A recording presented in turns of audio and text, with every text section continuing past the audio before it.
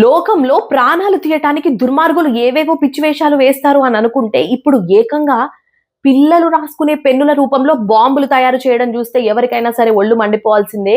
Story ఏంటంటే ఇప్పుడు వేసవి సెలవులు ముగిసి స్కూళ్లు కాలేజీలు తెరుచుకోవడంతో విద్యార్థులు కానివ్వండి, వాళ్ళ తల్లిదండ్రులు కానివ్వండి, బుక్స్, బ్యాగ్స్, పెన్నులు ఇవన్నీ కొనేందుకు కూడా స్టేషనరీ షాప్లకు క్యూ కడుతున్నారు కదా.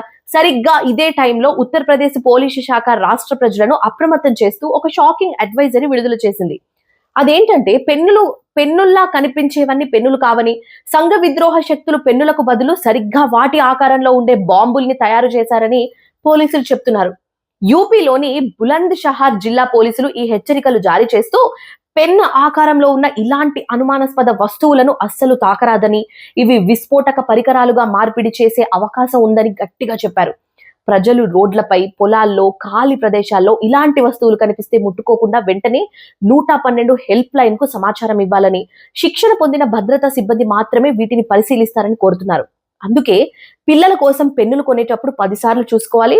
రోడ్ల మీద పడి ఉంటే అస్సలు ముట్టుకోవద్దు, కొంచెం జాగ్రత్త.